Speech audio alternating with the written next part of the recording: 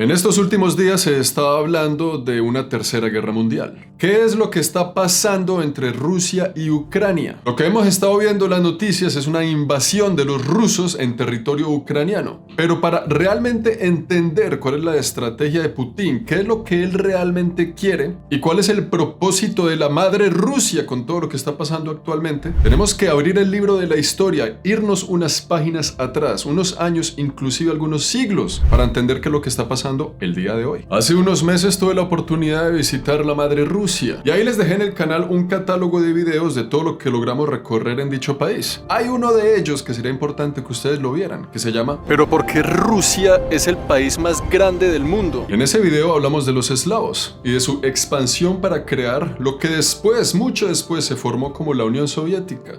Y para también lo que después de algunos años, hoy en día se consideran los países que conocemos en el mapa, en la división política actual. Uno de ellos siendo Rusia y el otro de ellos siendo Ucrania. Lo que muchos no saben es que en algún momento la capital de Ucrania, Kiev, fue inclusive más poderosa que la capital actual, Moscú en Rusia. Fue el centro de todo lo político, los negocios y la economía de una nación que estaba en expansión. Ucrania es un país estratégico. No solo para los rusos, sino también para los americanos. Hoy en día, por su posición geográfica, es un país que literalmente está dividido en dos. La parte que está en la frontera con Rusia y la parte que está en la frontera con el resto de Europa. Una Ucrania que una parte de sus habitantes quiere pertenecer a la Unión Europea y adaptar en el país ese modelo occidental, ese modelo de los Estados Unidos, del capitalismo y de la Unión Europea. Y está la otra mitad que se siente y que quiere ser parte de la gran madre Rusia, que es obviamente toda la frontera que está con el país. Es un país, Ucrania, muy interesante porque tiene esa división de pensamiento y de filosofías muy marcadas en el mismo territorio. Pero, ¿qué es lo que sucede? Para entender muy bien lo que está pasando, tenemos que irnos al siglo IX. Por allá en ese entonces se formó un estado, que fue el primer estado de los eslavos. Ese estado ortodoxo se llamaba Rus de Kiev,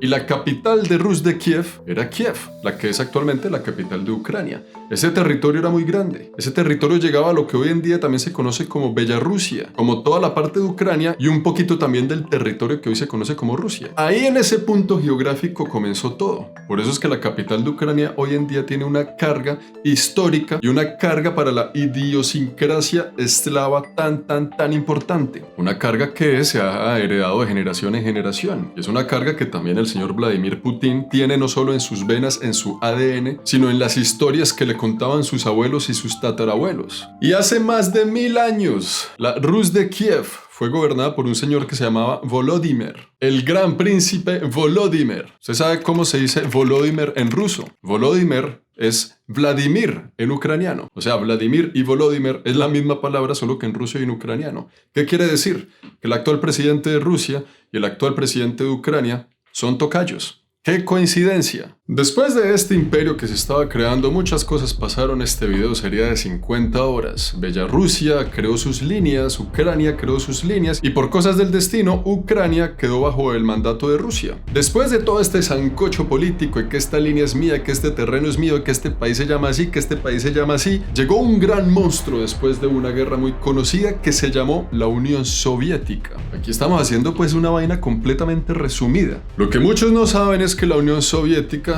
también tenía sus divisiones internas. Había estados soviéticos también que tenían sus pequeñas independencias dentro de la gran Unión Soviética. La madre Rusia que conocemos hoy en día era el estado más poderoso de la Unión Soviética. Y el segundo más poderoso era lo que hoy se conoce como Ucrania. ¿Qué pasa? Que estas dos naciones soviéticas eran muy poderosas porque tenían mucha industria, mucha agricultura, pero también se estaban equipando en armamento. Tenían armas nucleares, tenían tanques, se estaban equipando para la guerra. Y cuando la Unión Soviética colapsa, se cae, Ucrania se vuelve un país independiente, pero con ella también hereda todo este armamento y todo este equipo de guerra. Se vuelve entonces un país muy poderoso porque en sus manos tiene muchas armas nucleares. Se vuelve un país que intimida al planeta, pero no solo al planeta. Los rusos entonces dicen, oiga, se nos fue Ucrania, se independizó, pero tenemos que seguir echándole un ojito encima. Y resulta que por allá en 1994, donde muchos de nosotros tal vez ya habíamos nacido, Ucrania y Rusia se sentaron a conversar. Rusia le dijo: Ucrania, hermano, yo lo veo a usted muy equipado, lo veo armado hasta los dientes, pero resulta que yo también, y yo soy más poderoso y tengo más armamento. ¿Qué vamos a hacer? Ellos dialogaron y Rusia dijo: yo le voy a respetar su soberanía, le voy a respetar sus fronteras, lo voy a respetar como país a cambio de que usted me entregue todas esas armas nucleares, todo ese equipo y esa fuerza militar, y nos ponemos aquí a firmar un papel que diga que yo lo respeto y lo respaldo en caso de una eventual guerra o de cualquier cosa. Yo voy a estar ahí para protegerte, le dijo Rusia a Ucrania. El presidente de ese entonces firmó la vaina, le entregó todo el arsenal y Ucrania quedó bajo el manto, la protección de Rusia. Que hoy, unos años más tarde, pues creo que ese contrato no es que se haya respetado muy bien, que digamos. Después de un tiempo llegó a Ucrania un señor y se sentó en la silla del presidente. Este señor se llamaba Viktor Yanukovych. Viktor Yanukovych tenía la tendencia de estar a favor de todo lo que dijera Moscú. Y en ese entonces hubo una revolución en Ucrania porque gran parte de los ucranianos querían pertenecer a la Unión Europea. La Unión Europea les estaba abriendo las puertas a los ucranianos y les decían: vengan, hagan parte de nosotros, que aquí la cosa está a otro precio, aquí la vaina está muy interesante, hay prosperidad, tenemos el euro, siga que sí hay puesto. Y este presidente que les digo, el viejo Víctor, no dejó que así fuera. Por allá en el año 2013, muchos ucranianos acordarán de esa fecha, cuando el presidente Víctor rechazó la oferta de la Unión Europea y aceptó la oferta de Vladimir Putin. La oferta de la Unión Europea era: venga, Ucrania, haga parte de nosotros. Pero Putin dijo: uy, a mí eso no me interesa, no me gusta. Y le ofreció a Ucrania un cheque de 15 billones de dólares, el cual el presidente Víctor aceptó. Esa plática quién sabe dónde estará, pero con eso logró convencer a Víctor para que rechazara la Unión Europea y se quedara más bien bajo el manto de Moscú. En ese entonces, en el 2013, si quieren póngalo ahí en Google, hubo una gran revolución. Muchos protestantes y la gente en Ucrania salió a las calles a protestar porque ellos sintieron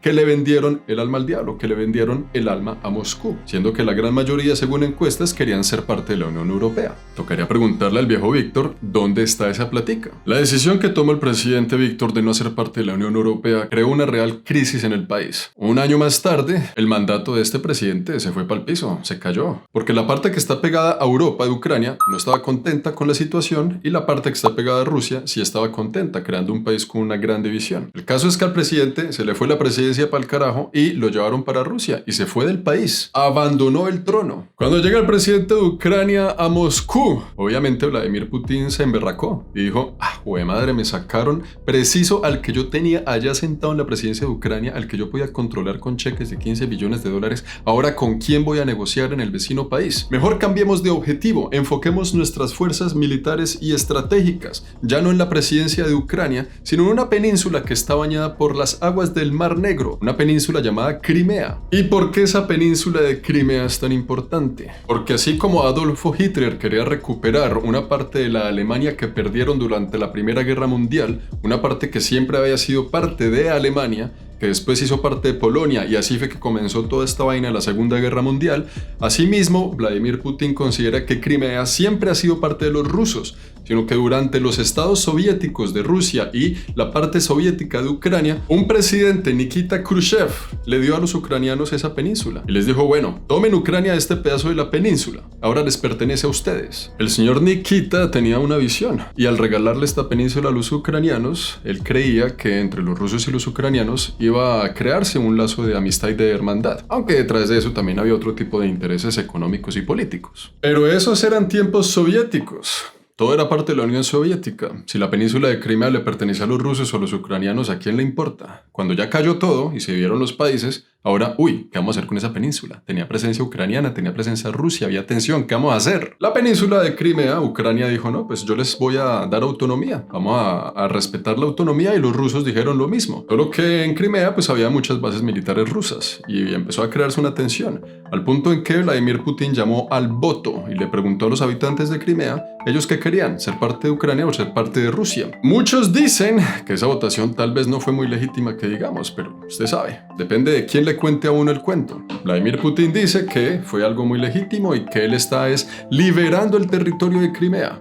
mientras que el resto del mundo dice, pobre gente de Crimea, ahora la madre Rusia también los ha absorbido a ellos. Eso lo que hace es crear una división mundial de pensamiento, porque para el ojo internacional, la península de Crimea sigue siendo parte de Ucrania, pero para los rusos, eso es parte de Rusia. Inclusive Rusia tiene allá toda una estructura de la Federación Rusa instalada en la península. Desde ahí ya había tensión, y los que han seguido todo lo que está pasando hoy en día entre Ucrania y Rusia han escuchado hablar de la península de Crimea. Pero el cuento continúa. Después de todo el sancocho que se estaba armando ahí, ya como les dije que Ucrania está dividido en dos grandes segmentos, la parte que quiere Europa y la parte que quiere Rusia, en esa frontera del este ucraniano se están creando unos grupos de rebeldes, unas guerrillas que comenzaron a pelear para apoyar la idea de volverse parte de Rusia. Y en esas al ejército ucraniano le tocó hacer algo que no querían hacer y meterse en esa región para controlar la situación y pelear con estas guerrillas que se estaban formando. Lo que pasa es que el ejército ruso también entró a apoyar a esas guerrillas porque a ellos les conviene que poco a poco Rusia se expanda tomando territorio en Ucrania. Todo esto que les estoy diciendo fue en el año 2014, o sea, hace aproximadamente 8 años. Ni tan viejo ni tan reciente, pero la cosa continúa al día de hoy como lo vemos por todas partes. En ese entonces el mundo se preocupó y dijo, uy, no, espere, antes de que ustedes estén allá dando bala, antes de que empiece a armar aquí una vaina que no queremos que se forme,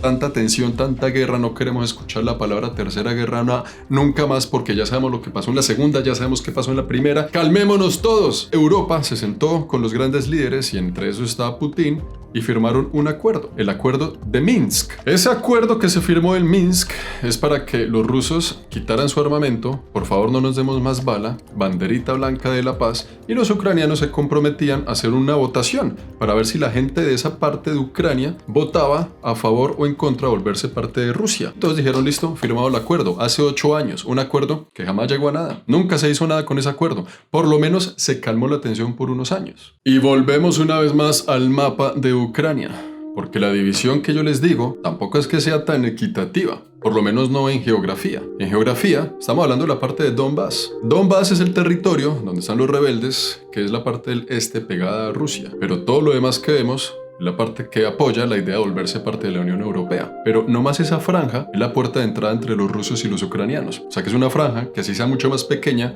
es muy importante porque por ahí es la puerta directa de entrada a la madre Rusia. Algo que hay que tener también en cuenta es que en Ucrania se habla el ucraniano. Pero en Donbass, la lengua tal vez no oficial, pero sí nativa de ellos allá, es el ruso. Esa gente se siente rusa, esa gente tiene herencia rusa, pero está dentro del territorio ucraniano. Entonces, en esta región de Ucrania, llamada Donbass, la que está en la frontera con Rusia, ellos tienen todo el apoyo de los rusos, tienen todo el apoyo de Vladimir Putin. Y Vladimir Putin, hoy en día, actualmente en el 2022, cómo comenzó todo esto fue trayendo tropas y todo su ejército y todo su arsenal a esa justa frontera para empezar con los rebeldes a armarse y a intimidar.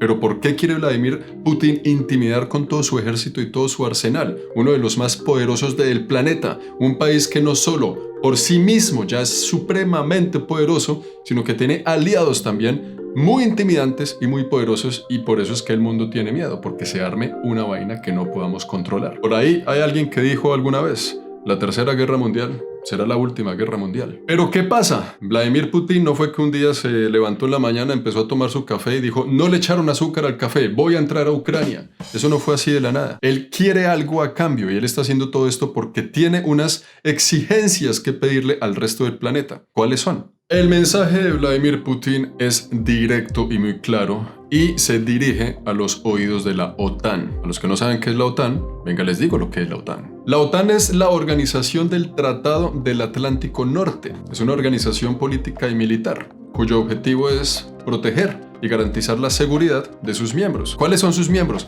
¡Qué buena pregunta! En 1949, unos países se aliaron para crear la OTAN y dijeron, oiga, ¿sabe qué? Unamos fuerzas y así cada uno pone un pedacito de la vaca, hagamos una vaca entre todos y así garantizamos la seguridad. Pongamos tanques, pongamos armamento, nos equipamos militarmente y así estamos todos unidos en una alianza contra alguna eventualidad o algún enemigo que por ahí se le corra la teja. Esos países en 1994 fueron Bélgica, Canadá, Dinamarca, Francia, Islandia, Italia, Luxemburgo, Holanda, Noruega, Portugal, el Reino Unido y los Estados Unidos de América. Sí, señores, yo aquí desde Canadá estoy en un país en este momento grabando este video que pertenece a la OTAN. Lo que a Vladimir Putin no le gusta es que la OTAN se expande. Se ha expandido ya en el tiempo. En 1952 llegó Grecia, llegó Turquía y se unieron. Turquía es un país muy importante porque la mitad de él está en Europa y la otra mitad está en Asia. Y Rusia dijo, uy, la OTAN se nos está metiendo a Asia, eso tampoco le gusta. En 1955, la parte oeste de Alemania se unió a la OTAN. Y en 1982 se unió a España. Justo después de la Guerra Fría, la lista de países que pertenecen a la OTAN se incrementó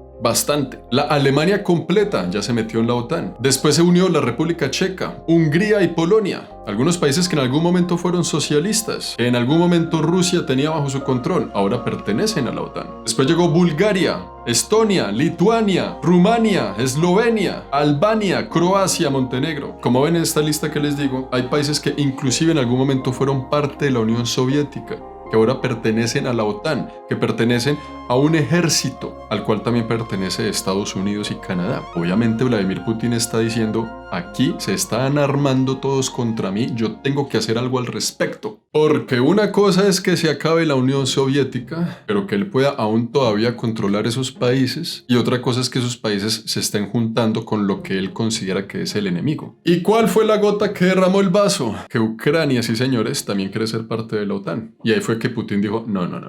Porque recuerden, Ucrania fue en algún momento la segunda potencia soviética después de Rusia más importante. Además que por debajo de Ucrania salen todos los tubos que conectan el gas que se vende de Rusia al resto de Europa. El gas siendo uno de los productos más importantes de exportación de los rusos. Y Vladimir Putin no puede con el pensamiento de perder a Ucrania y de que vaya a ser parte de la OTAN. Es que aquí es donde el tema se pone bastante complicado.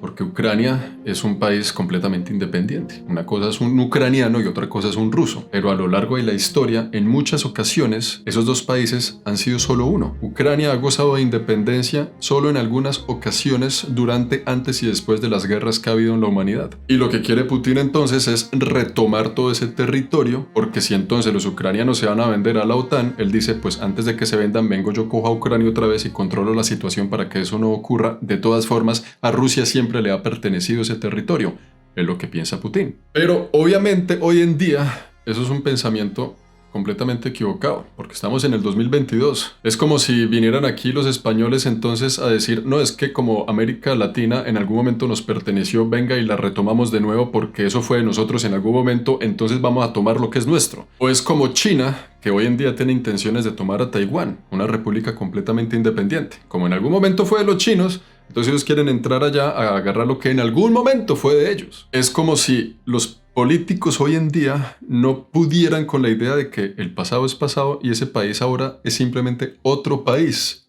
Esta gente de Ucrania es que sí le ha tocado una historia un poquito dramática. Les ha tocado pasar por unas increíbles a los ucranianos. Por ahí en los años 1800, inclusive el ucraniano, el idioma ucraniano fue prohibido en algún momento y en las escuelas enseñaban solo ruso. Siempre ha estado condenado a que Rusia se expanda para tomar su territorio. Inclusive en la época de la Unión Soviética, bajo el mandato de Stalin, este señor con fuerza y con mano dura empezó a empujar a los que hablaban ucraniano para instalar ahí escuelas y ciudades y situaciones donde el idioma oficial fuera el ruso, para ir empujando el ucraniano más y más y más para allá hasta que desapareciera. Y siempre han estado con la presencia de una fuerza superior. Hoy en día ese país tiene 46 millones de habitantes, los ucranianos, que han sobrevivido, pero a punta de escobazos y a punta de machetazos a todos los vejámenes de la historia que les tocó vivir. Pero ¿qué es lo que está pasando hoy en día? Hoy en día Ucrania cuenta con un presidente que no es la marioneta ni el títere de Putin como el que había anteriormente, el que rechazó el pacto de la Unión Europea. Este señor sí quiere defender los derechos de los ucranianos. El señor Volodymyr Zelensky, el mismo que es tocayo de Vladimir Putin en este momento. Este señor es la oposición de Rusia y él quiere que los ucranianos tomen su camino completamente independiente. Pero pues es que es un país completamente independiente. Los ucranianos aparentemente en las elecciones cuando escogieron a este señor estaban muy contentos con la oferta que él propuso. Y hay imágenes de él en este momento mientras todo lo que está pasando, vestido pues en el campo de batalla defendiendo los derechos de los ucranianos contra lo que se venga de Rusia. Un señor muy patriota parece ser. Y todo esto para resumir que Vladimir Putin, que tiene aquí sus bases militares en la frontera con Donbass, donde están los rebeldes ucranianos que se quieren unir a Rusia, él lo que quiere es que la OTAN no tome todo este territorio para que llegue ese ejército apoyado por Estados Unidos, por toda la Unión Europea y por el Reino Unido y por Canadá, que no lleguen aquí a la frontera, porque ahí, justo ahí, la Armada estadounidense tendría un acceso directo a Rusia y eso a Vladimir Putin no le gusta. Aquí no estamos para crear división. La guerra no debería existir, la matanza no debería existir. Creo que en eso todos estamos de acuerdo. Pero esa es la información que tengo para el día de hoy y es muy importante que ustedes la conozcan, la sepan y tomen sus propias decisiones.